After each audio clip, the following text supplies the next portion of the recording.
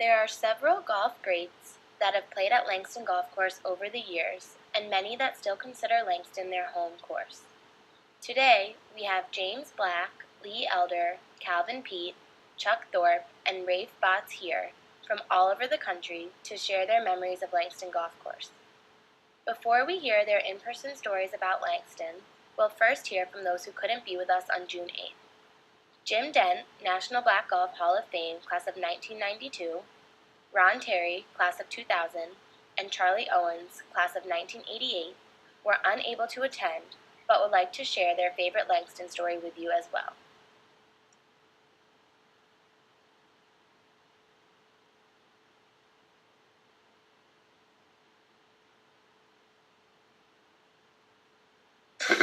I could tell you about it.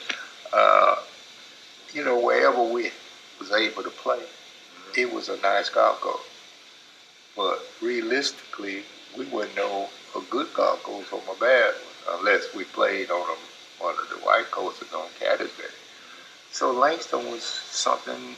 It was a nice golf course to us, but as we started playing year after year, then it became hard, typical place where they wouldn't give black people enough money to keep it up in good shape. But we really learned how to play golf that way, through tough golf courses. It was tough because of the condition of it. And we come all the way from New York to gamble on Langston Golf Course. And it's just the fact that there's so many internets. When I was a junior, to go play in, those junior events. You see juniors from in the Washington area playing, Baltimore area playing, and then they used to have a miniature golf course right outside the clubhouse. And at night, we would putt, on that miniature golf course, and they had some lime. I guess it was a lime drink. Everybody's drinking that lime drink.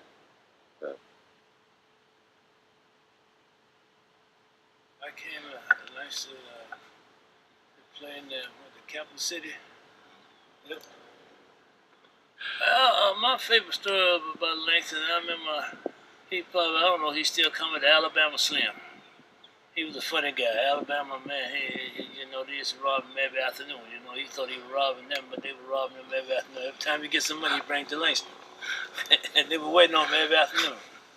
And, you sit down there and you go back to like Horace and Pondexter, and those guys was great guys, and you really enjoy. You could go there and sit down, and they could hold court. I mean, you listen to the story, they could tell, man, when you leave there, you be full.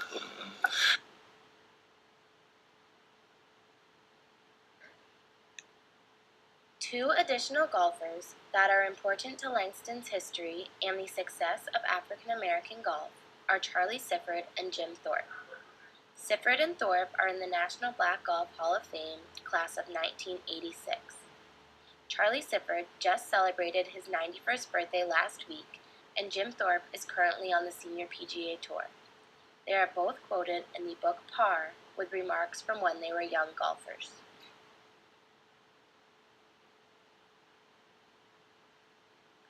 I started caddying when I was 13 years old, to make money for my family. I'd make 60 cents for 18 holes, give my mother 50 cents, and I'd take a dime for a cigar. With all the obstacles I went through, I wanted to do what I wanted to do. I wanted to play golf, and I ain't ever wanted to quit. And I would like it to be known, little Charlie Sifford was an all-right guy.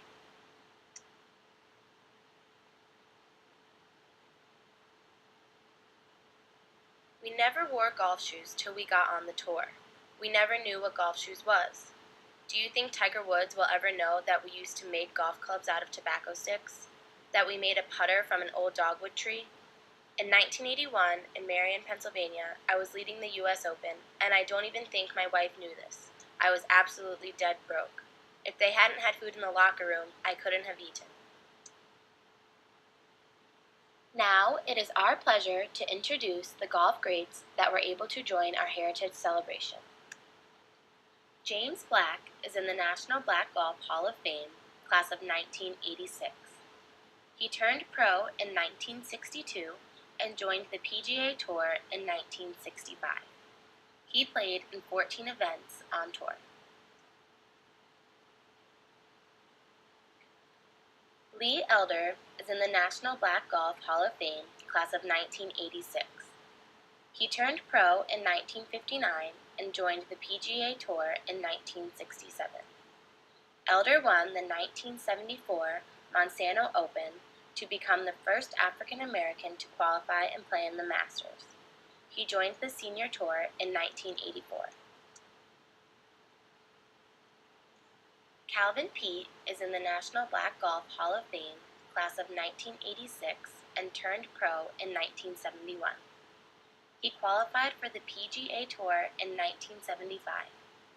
Peete won 12 times on the PGA Tour and led the tour in driving accuracy for 10 consecutive years. He joined the PGA Senior Tour in 1993.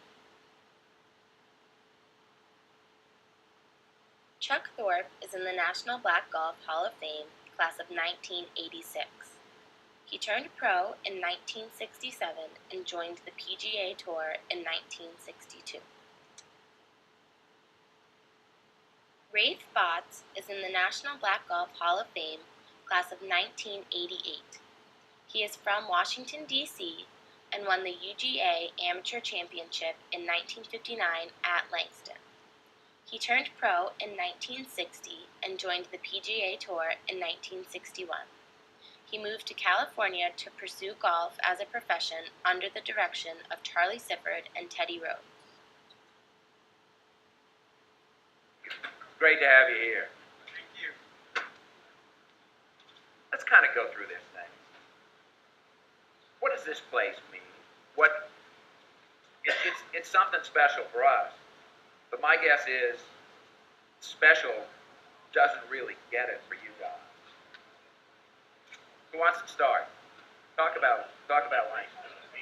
There we go. Yeah, okay. Everybody's got a mic. What it meant to me my whole life, because I won my first golf tournament here in 1959 as a junior. And this facility was a place that every African American that played the PGA Golf Tour honed their skills.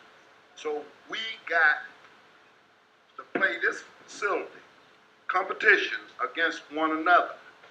And it is very important for the audience to know how important Langston have been to us.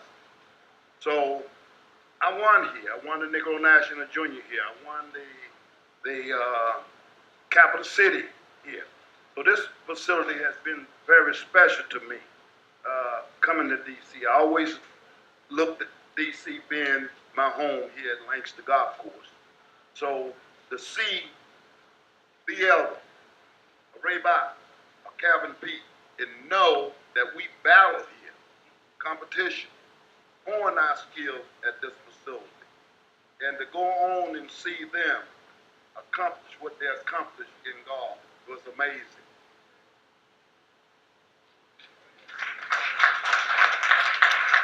I love that. Let me ask you this. Let me ask you all this question. Because of the track record of this place, and you gentlemen right here, and everybody else who has come after, is there any other place that immediately comes to mind in the game of golf like this, where there is a greater concentration of champions and men and women who have gone on in the game to achieve and to lead? Is Langston unique? What do you think? Oh, Michael, yes. First of all, let me say that how much I have certainly enjoyed being a part of Langston. I was the concessionaire here for over 10 years here in Langston from 1972 until 1982. So I had a chance to really see a lot of people come through at that time. My first year here in Washington, D.C. was 1963. Ted Rhodes and I came on the march from Nashville, Tennessee, here to Washington, D.C., the famous march, I Have a Dream. And I stayed here from that time because it was a place that I certainly loved because of the opportunities at that time that was presented to me and the people that I had met here that I knew that I could care about.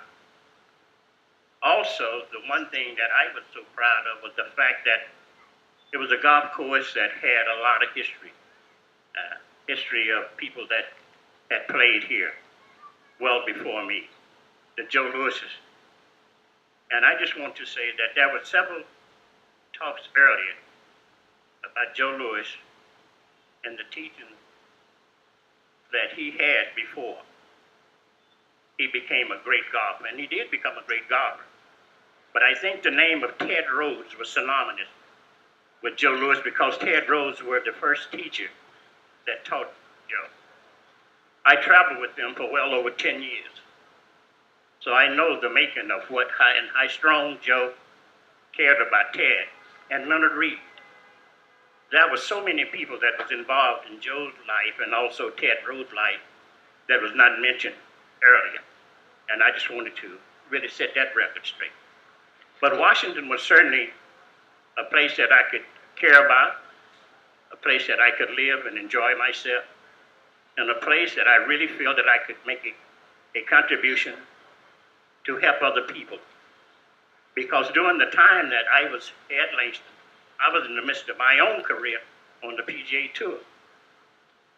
But I took the time to see that I could probably try to do something that could further enhance the game of golf for the minorities here in the District of Columbia. And I feel that I have made a great contribution here. I've made a lot of good friends here. Of course, I made some enemies also. I think you're going to do that wherever you go in life. But that's the name of the game. I just want to say how much I enjoyed last night, being able to see Glenn Harris, whom I hadn't seen in quite some time. And we were able to reminisce about some of the things that we had talked about, and a lot of people. Because I'm not gonna put it out there because I don't want to call any names. But I just want to say how happy I am to have been a part of the District of Columbia. I'm going back to the days of Mayor Walter Washington and this gentleman right here, whom I've known for quite some time, who were a good friend and accepted me as a friend when I first arrived here. I'm a transplant Washingtonian, but it's a place that I love and a place that I made a lot of history here in the District of Columbia because I used to do such a great battle with past Commissioner Dean Beeman. It was always the rival of Lee Elder against Dean Beeman from the Maryland area. So I'm just happy that you turned out. I'm certainly happy to see all of you and to say hello to a lot of you that I hadn't had a chance to see for quite some time. And I certainly hope that you will continue and be successful in whatever you decide to undertake, and certainly hope that your golf game will continue to improve. Thank you very much for having me. I just want to say one other thing. I certainly want to say how much I have enjoyed being affiliated with Susan Wasserman from the USGA. I was the speaker at their symposium this year, and I had a magnificent time in Williamsburg, Virginia. And I certainly want to say thank you very much, Susan, and it was a great pleasure to be a part of the USGA. It wasn't an opportunity to go to school, but I'm just so happy to be here, and I'm so glad that I had an opportunity to come back home. This is where I caddied. This is where I learned to play golf. This is where Counselor John McDaniel said to me, Rafe, if you want to be a golf professional, you're going to have to make some sacrifices. Oh, when you're 18, you don't know anything about sacrifices. You just know that there's two pieces of bread, you want both of them, you know. and anyway, he said, if you want to be a golf pro, you're going to have to move out of this city and move to a place where you have to learn to fend for yourself. He said, because you've got great potential. Well, in golf, you learn so slowly, and it's such a hard game, that other people say, you have great potential, and it's like, yeah, but I haven't won anything yet. Well, potential, I didn't even understand potential. I knew what the word meant, but I didn't understand that it's going to take time and practice and effort and whatever.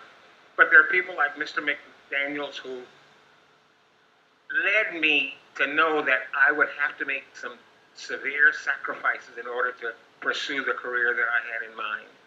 So I want to thank each and every one of you for coming out today. I flew all the way from California. I live in Palm Springs, California. It's a long ways. When my mother asked me where I was going to go live, I said, I'm going to go live out where the Pacific Ocean is.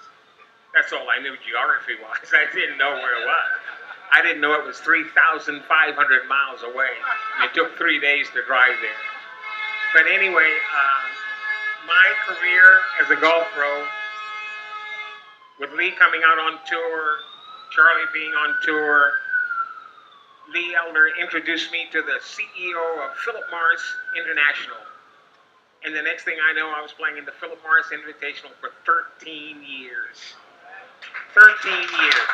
Lee Elder told the CEO of Philip Morris, Ray is a good player, and your corporate people will enjoy playing with him.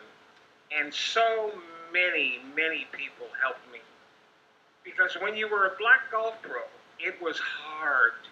It was very hard. And I hear Tiger say many times on the national TV, I know what those guys went through. That's very nice that you said that, but you don't have a clue. He never had him to point the shotgun at him.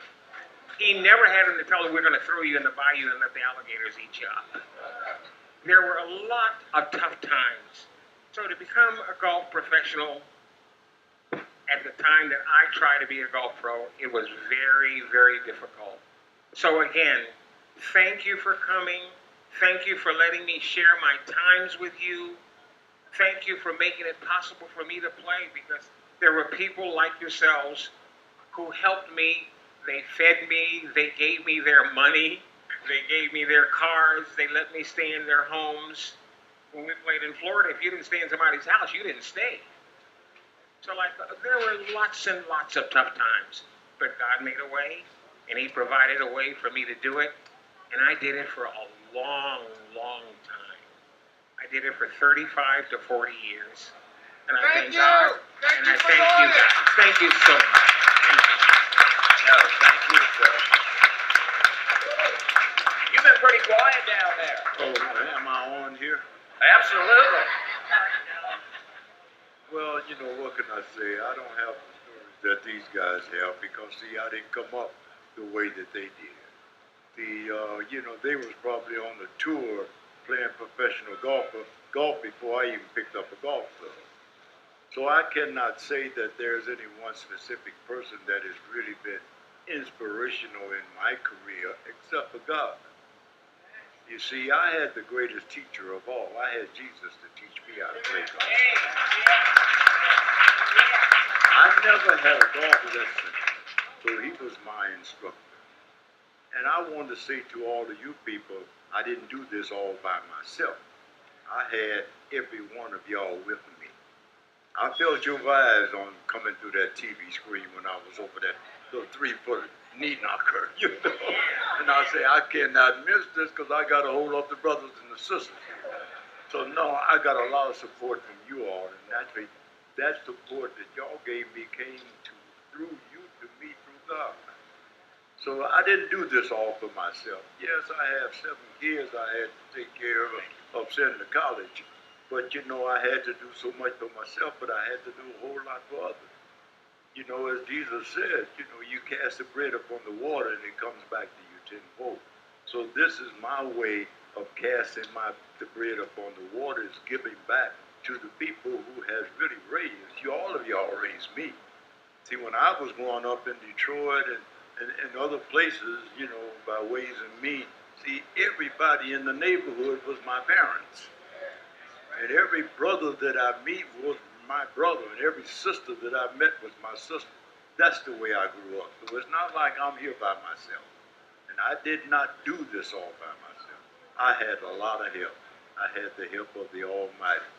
And that's one thing my father always told me. He said, Calvin, you're going to do great on the tour and in your endeavor, but give God the glory.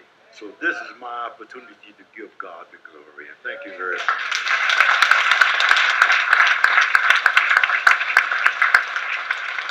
Gentlemen, If I could just say Absolutely. one other thing before we finish.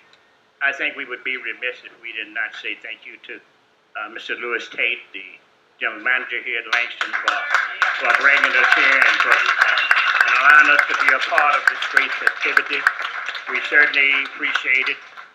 As I look around the room more, I am very happy to say that I have a young person, a young man that is here, and I have to say young. His dad and I were very, very close. He traveled on many of the golf tournaments that we went to together around the area. And I'm speaking of Mr. Butch Duval.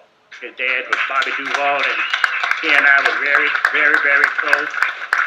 My close friends were the people that I associated with here, not the congressional people, but the postmen and the guys that ran on the train tracks and the cab drivers. These were the type of people that I associated with because I loved them. And the time that I went out in the street after them coming here and being supportive of me here at Langston Golf Course, I felt that it was my duty to go out and be a part of their world. So I just want to say thank you again for having me, and I just wanted to certainly acknowledge Mr. Tate. Thank you so very much. Favorite Langston story? How will you remember this player?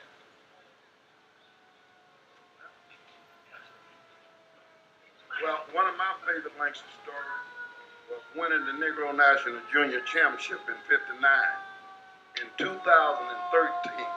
June the 8th, I played with my granddaughter at the same golf course. It was her first golf outing. That's a great story here at Langston with me. That works. I think my favorite story was the fact that I had a chance to play with the great Ted Rhodes here. I met him. I traveled with him. He was my teacher, my only teacher, the only teacher that I had throughout my career. And I must say that I appreciated the fact that he took the time out of his busy schedule because it worked, a busy schedule. I caddied for him and quite a number of the tournaments around the country, like the Detroit Open, the Tamashan in Chicago, and places of that nature. And I lived with him in St. Louis, Missouri, and also in Nashville, Tennessee.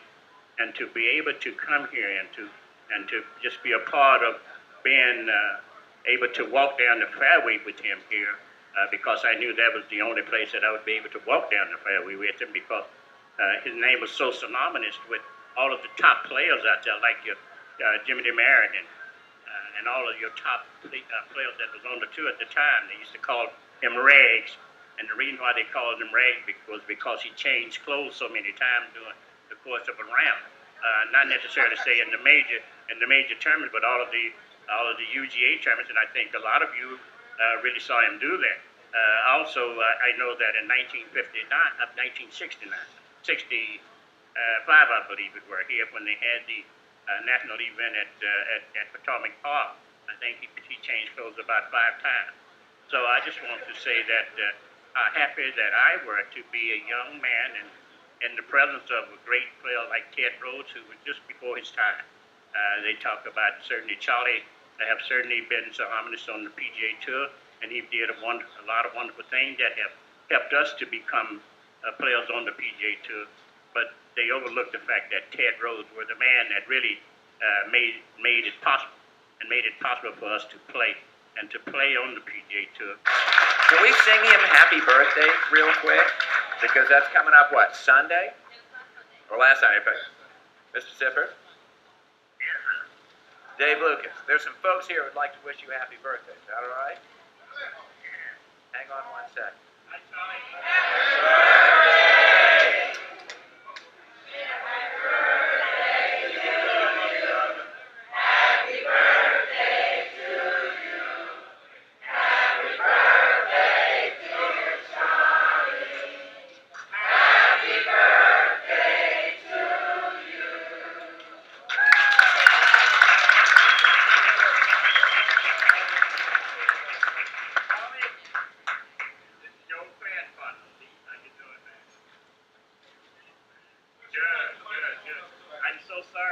Charlie, this is Cal. I just talked to you yesterday and wished you a happy belated birthday. But I just want to tell you, and I tell that story all the time, that tip you gave me at Ted Rhodes about the hands, they work. And that's why I've become such I would say, an accurate player.